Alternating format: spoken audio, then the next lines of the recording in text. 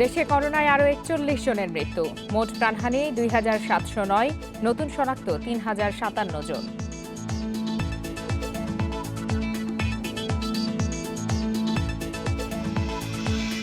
করোনার দ্বিতীয় ধাপের প্রকোপে বিভিন্ন দেশে আবারও কড়াকড়ি। ব্রাজিলে মৃত্যু ছাড়ালো ৮০,০০০।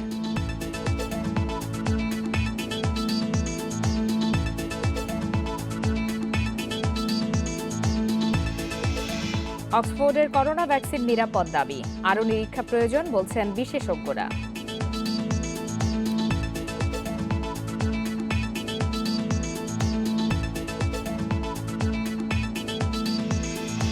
হংকংয়ের সঙ্গে প্রত্যর্পণ চুক্তি বাতিলের ঘোষণা যুক্তরাজ্যের, ফল ভুগতে হবে হুমকি চীনের।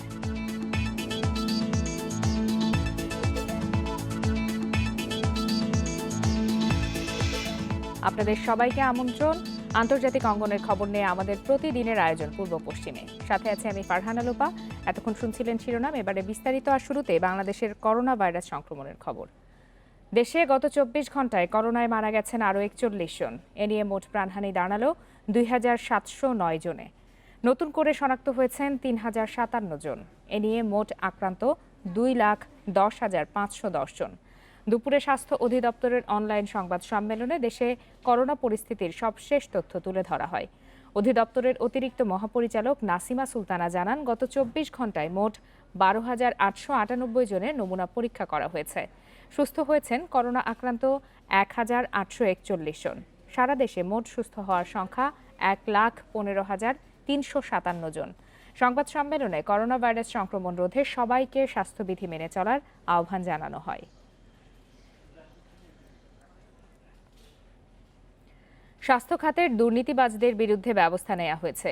এ তথ্য বিভিন্ন দেশের সরকারকে জানানো হবে।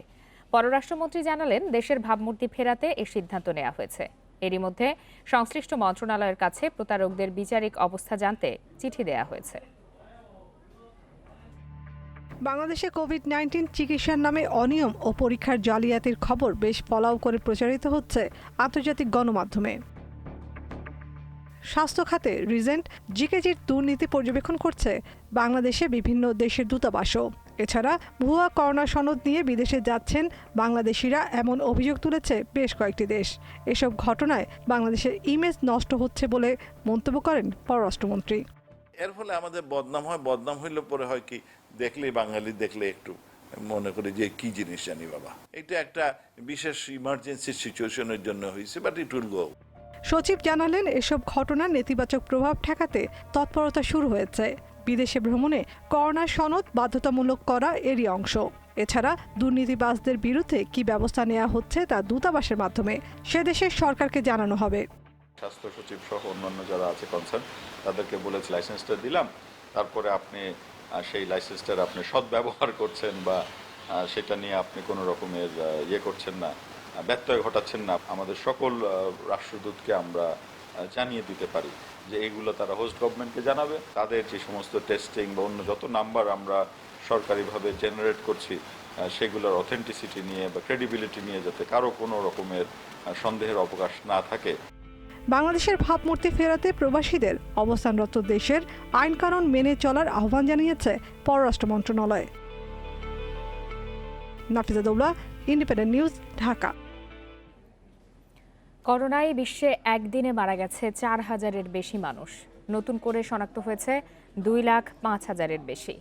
এ পর্যন্ত প্রাণ গেছে ৬,১২,০০০-এর বেশি মানুষের। সংক্রমণের সংখ্যা ১,৪৮,৪৪,০০০ ছাড়িয়েছে। এ পর্যন্ত বিশ্বে সুস্থ হয়েছে ৮৯ লাখের বেশি মানুষ। বিশ্বজুড়ে দ্বিতীয় ধাপের প্রকোপ বাড়তে থাকায় নড়ে চড়ে বসেছে বিভিন্ন দেশ। নতুন করে আরোপ করা হচ্ছে কড়াকড়ি। করোনা মহামারীর দ্বিতীয় ধাপের প্রকোপ চলছে বিশ্বজুড়ে।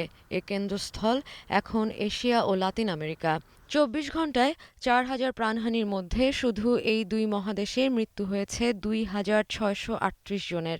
এছাড়াও উত্তর আমেরিকাতে প্রাণ গেছে আরও ৯২৯ জনের। যুক্তরাষ্ট্রে একদিনে শনাক্ত হয়েছে ৬২,০০০-এর বেশি। নতুন ৫৪৫ জনের প্রাণহানি নিয়ে মৃতের সংখ্যা ১,৪৪,০০০-এর কাছাকাছি। এদিকে যুক্তরাষ্ট্রের চিকিৎসকরা বলছে এই মুহূর্তে ভ্যাকসিন আবিষ্কার হলে দেশটির অর্ধেক নাগরিক ভ্যাকসিন থেকে বঞ্চিত হবে। যুক্তরাষ্ট্রে নতুন করে সংক্রমণ বাড়ছে বলে স্বীকার করেছেন প্রেসিডেন্ট ডোনাল্ড ট্রাম্প। আজও লাতিন আমেরিকার দেশ ব্রাজিলের সবচেয়ে বেশি ৭১৮ জনের মৃত্যু হয়েছে। দেশটিতে মোট প্রাণহানি ৮০,০০০ ছাড়িয়েছে। এ পর্যন্ত সংক্রমিত হয়েছে প্রায় ২১,২২,০০০। নতুন করে দেশটির আরও ২ মন্ত্রী করোনায় আক্রান্ত হয়েছে বলে জানিয়েছেন প্রেসিডেন্ট বলসোনারো। ২৪ ঘণ্টায় ভারতে মৃত্যু হয়েছে ৫৯৬ জনের।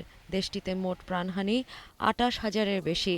নতুন করে প্রায় ৩৭,০০০ মানুষের দেহে মিলেছে ভাইরাস। পরিস্থিতি নিয়ন্ত্রণে পশ্চিমবঙ্গে সপ্তাহে ২ দিন লকডাউনের সিদ্ধান্ত নিয়েছে মমতা সরকার। এদিকে দ্বিতীয় ধাপে ভাইরাস সংক্রমণের তুঙ্গে রয়েছে সাউথ আফ্রিকাও। দেশটিতে ২৪ ঘণ্টা শনাক্ত হয়েছে ৯,৩০০ মানুষ। এ পর্যন্ত মোট আক্রান্তের সংখ্যা ৩,৬৩,০০০-এর বেশি। একদিনে প্রাণ গেছে ১৪০ জনের। মধ্যপ্রাচ্যেও বেড়েছে দ্বিতীয় ধাপের সংক্রমণ ও মৃত্যু। ইরানে নতুন ২১৭ জনের মৃত্যুর সাথে দেশটিতে মোট মৃতের সংখ্যা ১৪,৪০০ ছাড়িয়েছে। এদিকে মিশরের বিভিন্ন কারাগারে যথাযথ চিকিৎসা ব্যবস্থা না থাকায় ঝুঁকিতে পড়েছে বন্দীরা। সংক্রমণ ঠেকাতে হিমশিম খাচ্ছে কর্তৃপক্ষ। করোনা মোকাবেলায় অন্যতম সফল দেশ ভিয়েতনামেও মিলেছে নতুন রোগীর সন্ধান। একদিনে ১২ জনের দেহে মিলেছে ভাইরাস।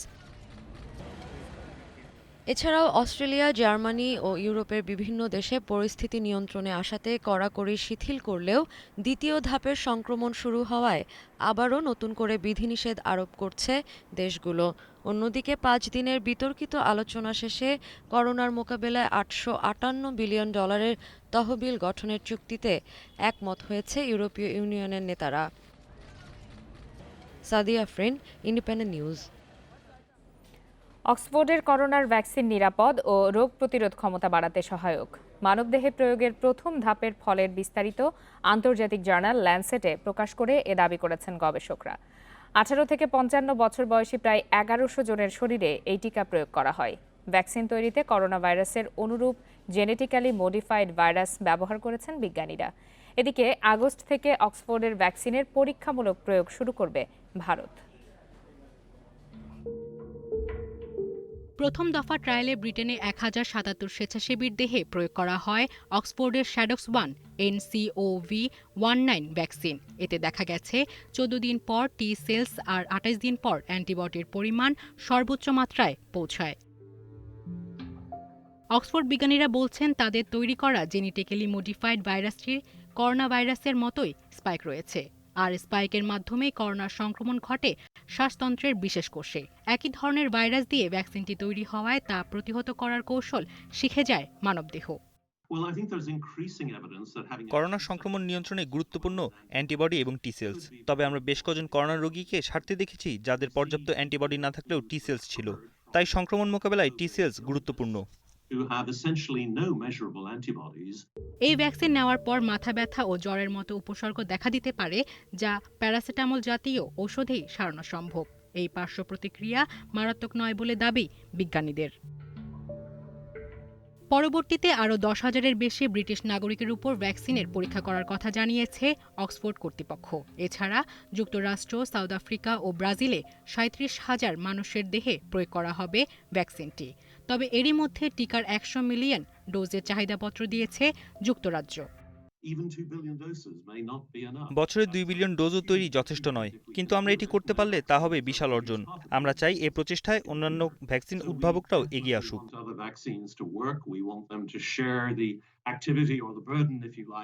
ব্রিটিশ কোম্পানি অ্যাস্ট্রাজেনেকার সঙ্গে যৌথভাবে ভ্যাকসিন তৈরির কাজ শুরু করছে অক্সফোর্ড, যা বছরের শেষে বাণিজ্যিকভাবে বাজারে আসবে বলে আশা করা হচ্ছে। সায়রা খান, ইন্ডিপেন্ডেন্ট নিউজ। অক্সফোর্ডের করোনা ভ্যাকসিন নিরাপদ হলেও কার্যকর কিনা তা এখনও প্রমাণ হয়নি। বঙ্গবন্ধু মেডিকেল বিশ্ববিদ্যালয়ের ফার্মাকোলজি বিভাগের চেয়ারম্যান অধ্যাপক সাইদুর রহমান কথা বলেন। তিনি আরও বলেন, যুক্তরাজ্য, যুক্তরাষ্ট্র, ব্রাজিল ও সাউথ আফ্রিকার প্রায় ৪৫,০০০ মানুষের ওপর প্রয়োগের পর এ বিষয়ে নিশ্চিত হওয়া যাবে। এখনো প্রমাণিত নয় যে এটি কার্যকর, কারণ এটাতে দেখা যাচ্ছে হ্যাঁ নিউট্রালাইজিং অ্যান্টিবডি তৈরি হয়, এটা টি সেল মেডিয়েটেড ইমিউনিটি দেয়, কিন্তু এটা যে আসলে করোনা ভাইরাস ইনফেকশনে কতবার প্রোটেকশন দিবে, কত দিনের জন্য প্রোটেকশন দিবে, কয়টি ডোজ লাগবে, এই 3টি বিষয় এখন পর্যন্ত সেটেল হয়নি। এগুলো সেটেল হবে এইবারের গবেষণাতে, যেটা ফেজ 3 তারা শুরু করেছে বিভিন্ন জায়গায়, বিভিন্ন দেশে। আসলে করোনার কারণে পাল্টে গেছে চিরচেনা বিশ্ব। টিকে থাকতে দৈনন্দিন জীবনের সঙ্গে জড়িয়ে পড়েছে মাস্ক, গ্লাভস, স্যানিটাইজার। বাড়ি থেকে চলছে অফিস, ক্লাস কার্যক্রম, বাড়ছে অনলাইন শপিং। এসব পরিবর্তনকে মেনে নিয়ে স্বাভাবিক জীবনযাপনের নামই নিউ নরমাল।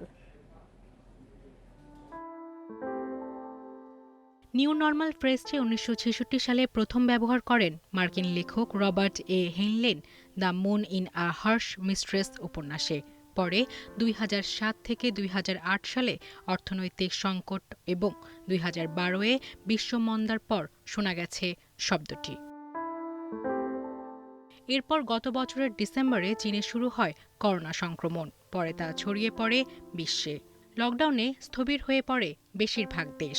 জনশূন্য আইফেল টাওয়ার থেকে শুরু করে পর্যটন স্পট বন্ধ রাখা হয়, উপাসনালয়। তবে জীবিকার প্রয়োজনে শিথিল করতে হচ্ছে বিধিনিষেধ। খুলছে দোকানপাট থেকে শুরু করে ব্যবসা প্রতিষ্ঠান, পর্যটন স্থল, উপাসনালয়। তবে নতুন এই ভাইরাসটি এখনও নির্মূল বা নিয়ন্ত্রণে না আসায় প্রাত্যহিক জীবনযাপনে আনতে হচ্ছে বেশ কিছু পরিবর্তন।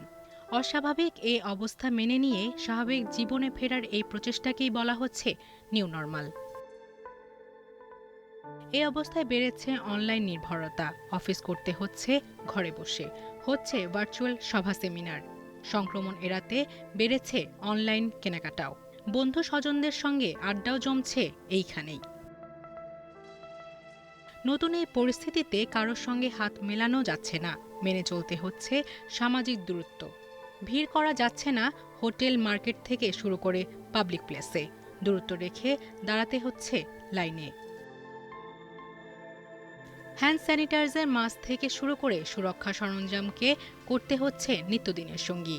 অভ্যাস করতে হচ্ছে পরিবর্তিত এই পরিস্থিতির সঙ্গে খাপ খাইয়ে চলার।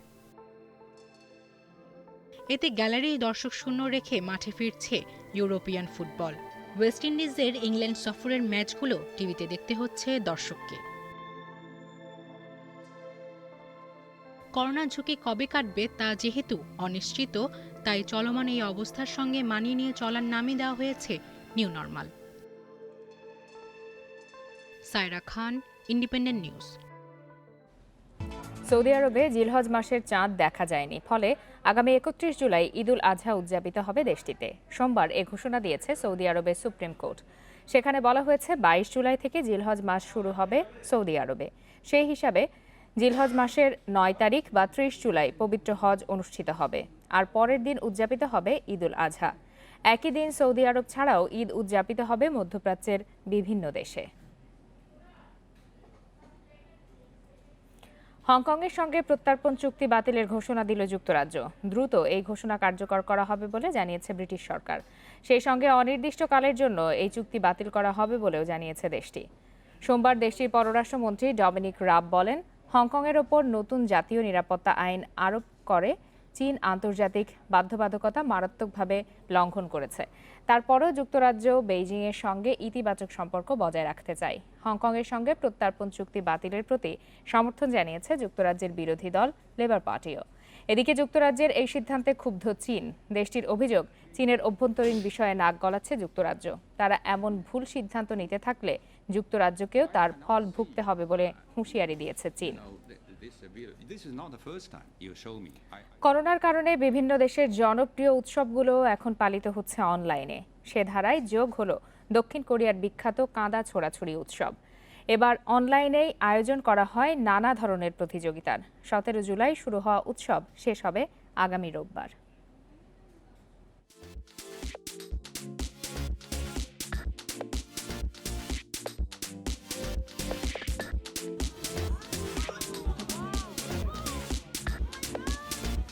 মাড ফেস্টিভ্যাল বা কাদা ছোড়াছুড়ি উৎসব। পর্যটকদের আকৃষ্ট করতে 1988 সাল থেকে প্রতি বছর দক্ষিণ কোরিয়ার বরিঅং শহরে পালিত হয়ে আসছে এই মজার উৎসব। তবে করোনা মোকাবেলায় এবার খোলা মাঠে নয়, এই উৎসবের জায়গা হলো অনলাইনে। ফলে পাল্টে গেছে চিরচেনা কাদা ছোড়াছুড়ি উৎসবের ধরনও। নতুন নিয়ম অনুযায়ী আগে থেকে বাছাই করা 500 প্রতিযোগীকে কাদা লাগাতে হবে স্মার্টফোনের সেলফি অ্যাপ স্নো ব্যবহার করে। এবারের আয়োজনের বিশেষ অতিথি ছিলেন দক্ষিণ কোরিয়ার বিখ্যাত ব্যান্ড কে-পপ সিক্রেট নাম্বারসের সদস্যরা। অন্যদিকে ভার্চুয়াল প্রতিযোগিতায় যারা অংশ নিতে পারেননি তারা নিয়েছেন মাড বাকেট চ্যালেঞ্জ। এতে 1 বালতি কাদা ঢেলে দেওয়া হয় অংশগ্রহণকারীর উপর। Afroza Khatun, independent news.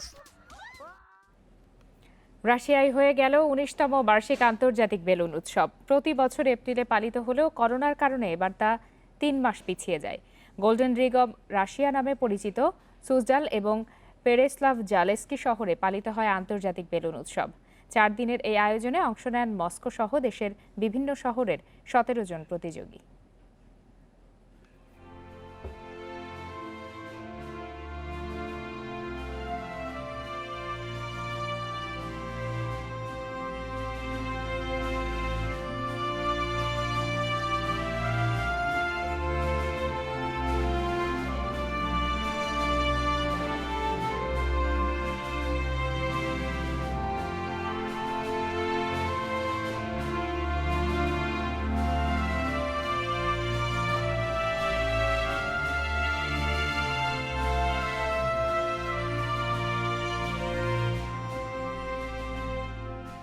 এই ছিল আজকের পূর্ব পশ্চিমে।